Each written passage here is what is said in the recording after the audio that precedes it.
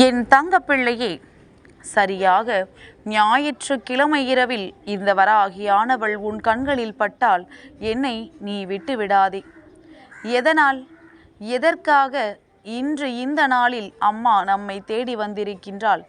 பொதுவாக செவ்வாய்க்கிழமை வெள்ளிக்கிழமைகளில் நம்மை தேடி வருவாள். இன்றென்ன ஞாயிற்றுக்கிழமை நம்மை தேடி வந்திருக்கிறாள் என்றுதானே என் பிள்ளை நீ யோசிக்கின்றாய். என் தங்கமே, செவ்வாய்க்கிழமையும் வெள்ளிக்கிழமையும் எப்படி அம்மனுக்கு உகந்ததோ அதுபோலத்தான் ஞாயிற்றுக்கிழமையும் அம்மனுக்கு உகந்தது என்பதனை நீ புரிந்து கொள்ள வேண்டும். இந்த நாளிலும் நீ அம்மனுக்கு செய்கின்ற பூஜைகள் எல்லாம் மிகுந்த பலனை கொடுக்கும். என் பிள்ளையே, இது போன்ற நாட்களில் உனக்கு நான் வரமருள வருவது என்பது கோடியில் ஒருவருக்கு மட்டுமே கிடைக்கின்ற பாக்கியம் அல்லவா? இன்று இந்த பாக்கியம் என் பிள்ளை உனக்கு கிடைத்திருக்கின்றது. அதனால் இந்த பாக்கியத்தை நீ விட்டு விடாதே. நீ இன்று என்னை விட்டுவிட்டால் நிச்சயமாக உன்னுடைய மனதுதான் வருத்தமடையும். அதை நீ புரிந்து கொள். சில நாட்களில் சில வரங்கள் என் பிள்ளைகளுக்கு கொடுக்கும் பொழுது அதை நீ சரியாக பெற்றுவிட்டால் நிச்சயமாக மனம் மகிழத்தான் செய்வாய். ஒருவேளை தெரிந்தும் நீ பெறாமல் சென்று விட்டால் உனக்குத்தானே அது மன கஷ்டத்தை கொடுக்கும். என் தங்கமே, அதனால் இந்த வாழ்க்கையில் உனக்கென்று நான் கொடுத்திருக்கின்ற சில விஷயங்களை நீ மனமகிழ்ச்சியோடு எப்பொழுதுமே பெறுவதற்கு தயாராக இருக்க வேண்டும். என் பிள்ளையை தேடி இன்று இந்த வராகியானவள் அத்தனை சந்தோஷத்தோடு வந்திருக்கின்றேன் அல்லவா? என் குழந்தைக்கு இன்று எதை கொடுக்க வேண்டும், என்ன செய்ய வேண்டும் என்பதில் அம்மாவை விட யாருக்கு அக்கறை அதிகம்? உன் தாயானவள் என்னை விட உன் மீது அக்கறை கொண்டவர்கள் வேறு யாரையும் நீ கண்டுவிட்டாயா என்ன? என் பிள்ளையே, நான் சொல்வது மனிதர்களை. எத்தனை அன்போடு இருந்தாலும், எத்தனை அன்பான உறவாக இருந்தாலும் கஷ்டம் என்ற ஒன்று வந்துவிட்டால் ஒதுங்கி நின்று வேடிக்கை பார்க்கத்தான் துணிகின்றார்களே தவிர ஒரு பொழுதும் யாருக்கும் இங்கே உதவி செய்திட யாருமே நினைப்பதில்லை. என் பிள்ளையே, அதுபோல உன் வாழ்க்கையில் யாரும் இல்லை என்று நீ வெறுமையாக நின்று கொண்டிருக்கின்ற நேரத்தில்தான் உன் அம்மா நான் உன்னை தேடி வந்திருக்கின்றேன். உனக்கு நான் என்றொன்றைக்கும் வெற்றி வரங்களை அள்ளி கொடுத்து கொண்டிருக்கின்றேன். உன் வாழ்க்கைக்கு எது சரி தவறு என்பதனை நான் உனக்கு தெளிவாகத்தான் எடுத்துரைத்து கொண்டிருக்கின்றேன்.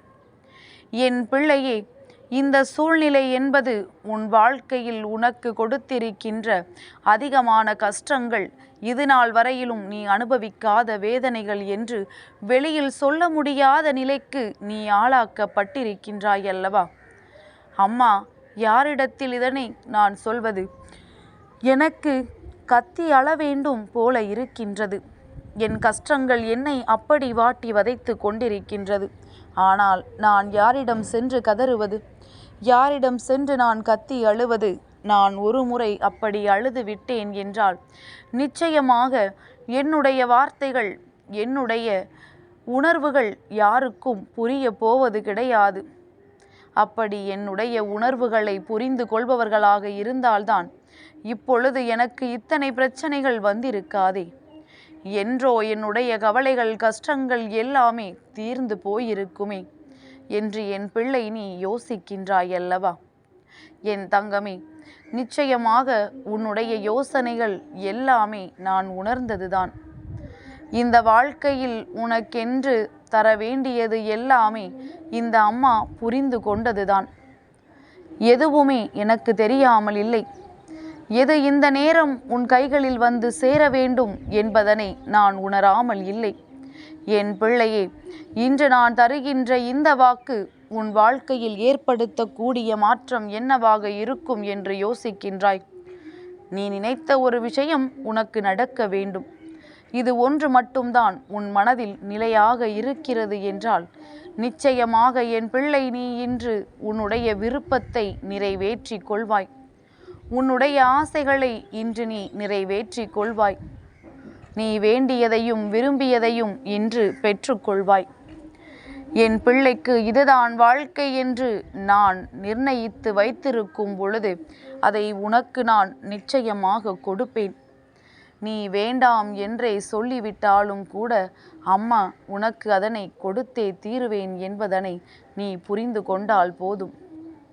என் பிள்ளை, என்னென்ன கஷ்டங்களை எல்லாம் நீ அனுபவித்தாயோ அந்த கஷ்டங்களை எல்லாம் நீ இப்பொழுது மறந்து அம்மாவின் வாக்கினை மீதமிருக்கின்ற இந்த 5 நிமிடங்களும் மனநிறைவோடு கேட்டுப்பார். நிச்சயமாக என் பிள்ளை, நாளைய வாரத்தின் முதல் நாளான திங்கட்கிழமை விடியலை நீ நல்லபடியாக எதிர்கொள்வாய். தேவையற்ற குழப்பங்களோடு ஒவ்வொரு நாளையும் நீ எதிர்கொள்ளும் பொழுது அவையெல்லாம் உனக்கு தேவையற்ற சூழ்நிலைகளை மனதிற்கு வேதனைகளோடு உருவாக்கி கொடுத்து விடுகின்றதல்லவா? தெளிவோடு நீ செய்தால் மட்டும்தான் உனக்கான நாளாக அது மாறும்.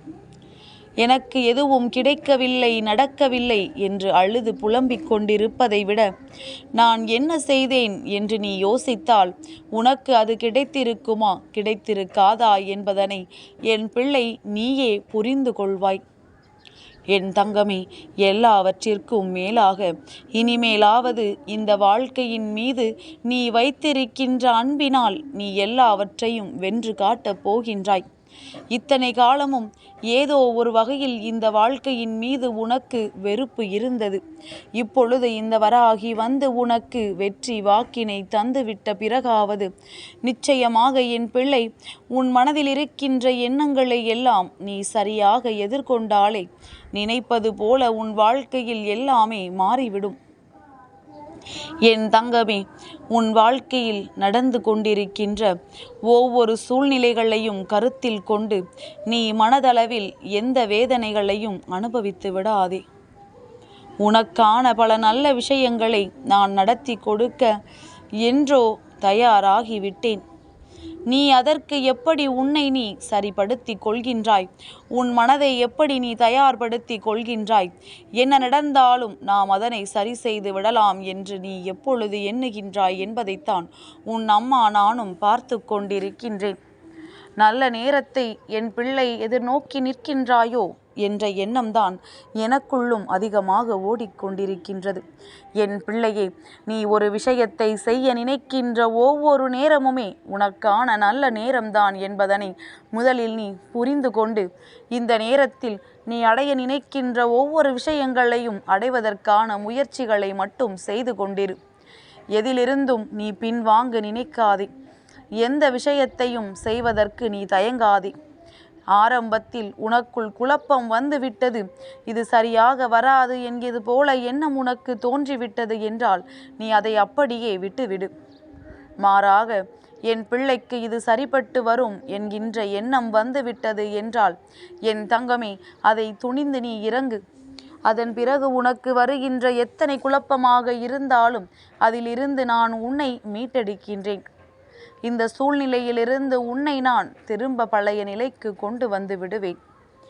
என் மீது நம்பிக்கை வைத்து நீ செய்கின்ற இந்த செயலானது உன் வாழ்க்கைக்கானது என்பதனை மட்டும் மறக்காதே. உன் வாழ்க்கைக்காக, உனக்காக, உன்னுடைய சந்தோஷத்திற்காக வென்று இனிமேலாவது என் பிள்ளை நீ உனக்காக யோசிக்க தொடங்கு. மற்றவர்களுக்காக யோசித்ததும் போதும், நீ செய்ததும் போதும், நீ பட்ட பெயரும் போதும். என் பிள்ளையே, அதனால் இனிமேல் செய்ய நினைக்கின்ற ஒவ்வொரு விஷயங்களிலுமாவது உனக்கான கவனத்தை முழுமையாக நீ செலுத்திவிடு.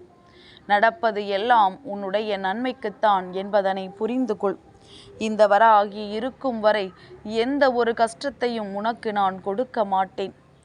எந்த ஒரு சோதனையும் உனக்கு நான் கொடுக்க மாட்டேன்.